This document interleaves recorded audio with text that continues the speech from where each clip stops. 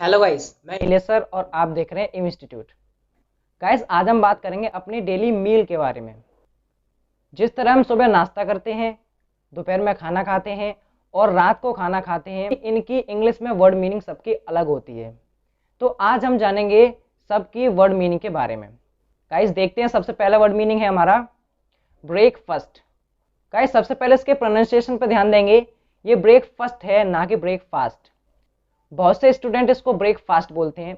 ये ब्रेकफास्ट नहीं है, ये ब्रेकफास्ट है। इसको ब्रेकफास्ट बोला जाता है। तो आइए इसकी हिंदी क्या होती है ये जानते हैं। इसकी हिंदी होती है सुबह का नाश्ता। इसकी हिंदी होती है सुबह का नाश्ता। और इसके इंग्लिश में डेफिनेशन बनती है a meal taken in the morning the first of the day. आपको दिख रहा है, a meal taken in the morning the first of the day. इसका मतलब होता है जब हम सुबह उठते हैं और सबसे पहले हम जो खाना खाते हैं उसको बोलते हैं ब्रेकफास्ट। तो इसका एग्जाम्पल होगा। एग्जाम्पल में हम सबसे पहले क्वेश्चन करेंगे और उसके बाद उसका आंसर देंगे। तो ब्रेकफास्ट का सबसे पहला एग्जाम्पल होगा, क्या आप नाश्ता करोगे? Will you take breakfast? इसका आंसर हो जाएगा, मैं नाश्ता करूंगा। I will take breakfast. इस तरह से हम ब्रेकफास्ट के साथ कई सारे एग्जाम्पल बना सकते हैं। गाइस, ब्रेकफास्ट का मतलब पता चल गया। इसके बाद चलते हैं अगली वर्ड मीनिंग पे। ब्रेकफास्ट के जस्ट बाद हम करते हैं लंच। लंच मीन्स होता है दोपहर का भोजन। जब हम ब्रेकफास्ट के बाद अगला जो भोजन करते हैं उसको बोलते हैं लंच। और इसकी इंग्लिश में डेफिनेशन बन जाती है a meal taken in the middle of the day. दिख रहा है आपको, a meal taken in the middle of the day. जब हम सुबह के नाश्ते के बाद जब मध्यांतर में दिन के बीच में जो भोजन करते हैं उसको बोलते हैं लंच। इसका एग्जांपल देखेंगे। और गाइस, सबसे ज्यादा इसका ये फेमस भी है लंच के नाम से। अब कोई नहीं बोलता दोपहर का नाश्ता, सब बोलते हैं लंच। तो इसका एग्जांपल लेके समझते हैं। आप लंच में क्या ले रहे हो? What are you having for lunch? और इसका आंसर हो जाएगा, मैं लंच में पकौड़े ले रहा हूं। I am having fritters for lunch. इस तरह से हम लंच के साथ कई सारे सेंटेंस बना सकते हैं। गाइस, लंच का रियल मीन पता चल गया। इसके बाद देखते हैं अगले वर्ड मीनिंग को। और गाइस, अगला हमारा वर्ड मीनिंग है ब्रंच। ब्रंच मीन्स होता है दोपहर के बाद का भोजन। गाइस, सबसे पहले इसका ये समझेंगे ये ब्रंच किस तरह से बना। ब्रेकफास्ट और लंच को मिलाकर ये बन जाता है ब्रंच। जो ब्रेकफास्ट होता है और लंच, उसको जिस स्पेलिंग को मिलाकर ये बन जाता है ब्रंच। और इसकी इंग्लिश में भी डेफिनेशन बनती है a late morning meal taken instead of breakfast and lunch. आपको स्क्रीन पे दिख रहा है, a late morning meal taken instead of breakfast and lunch. इसका मतलब ब्रेकफास्ट के और लंच के अलावा, ब्रेकफास्ट को भी छोड़ दिया और लंच को भी छोड़ दिया, उसके बाद हम जो खाना खाते हैं उसको बोलते हैं ब्रंच। किसी तरह से हमने सुबह खाना नहीं खा पाया, दोपहर में भी खाना नहीं खा पाया और लेट मिडिल डे में हमने जाके खाना खाया, उसको बोलते हैं ब्रंच। तो गाइस, इसका एग्जांपल देखते हैं। और इसको भी ब्रंच के नाम से ज्यादा जाना जाता है। तो इसके एग्जांपल में देखेंगे, आप ब्रंच में क्या ले रहे हो? What are you having for brunch?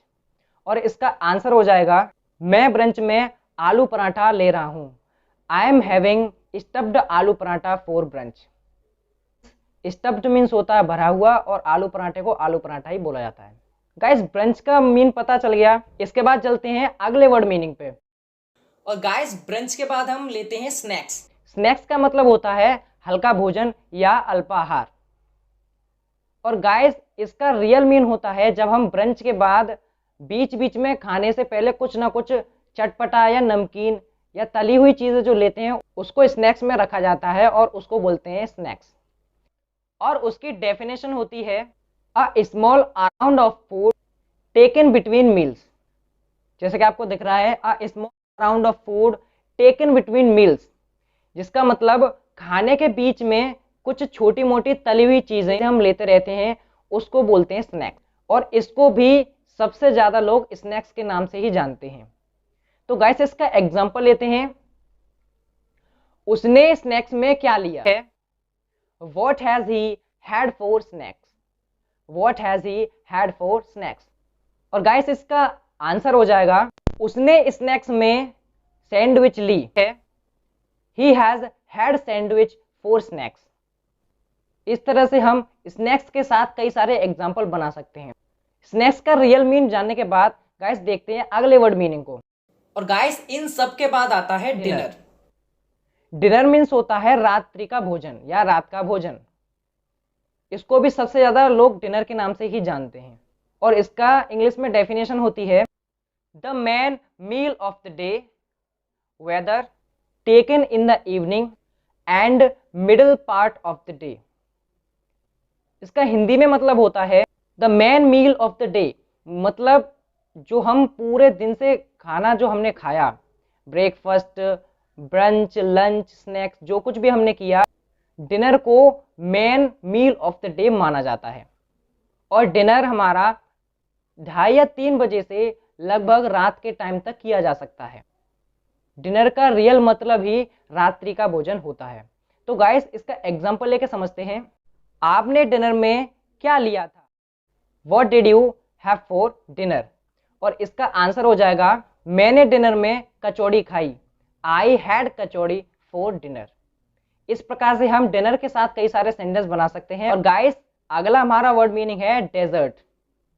Desert means होता है कुछ मीठे पकवान या मिठाइयाँ। और इसकी इंग्लिश में डेफिनेशन होती है the sweet course taken at the end of the meal. आपको दिख रहा होगा the sweet course taken at the end of the मील।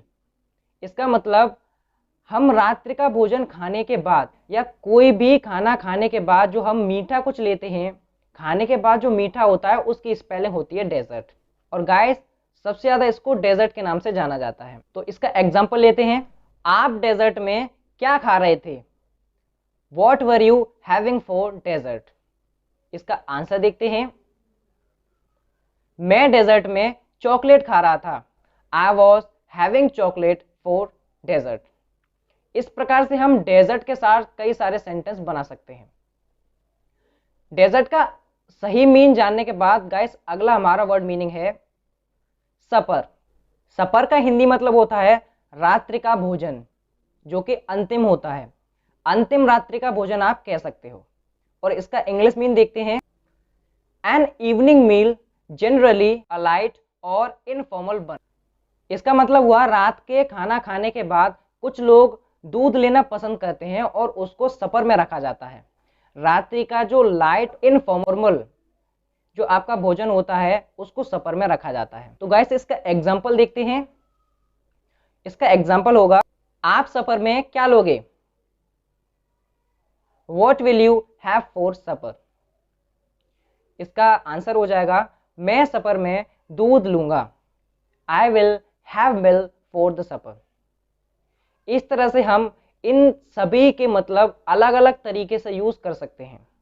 अभी तक जो डाउट था ब्रेकफास्ट कहाँ यूज करना है, लंच कहाँ यूज करना है, डिनर कहाँ यूज करना है, किस टाइम से किस टाइम तक डिनर होता है, ब्रेकफास्ट क्या होता है, क्या हम दोपहर तक ब्रेकफास्ट कर सकते हैं, ये सभी क्वेश्चन जो थे मैंने इस वीडियो में आपको बता दिए हैं।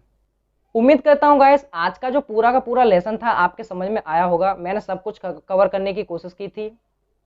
और फिर भी गाइस आपका कोई डाउट है तो आप मुझे कमेंट कर सकते हैं और चैनल को सब्सक्राइब करना ना भूलें गाइस। Thank you.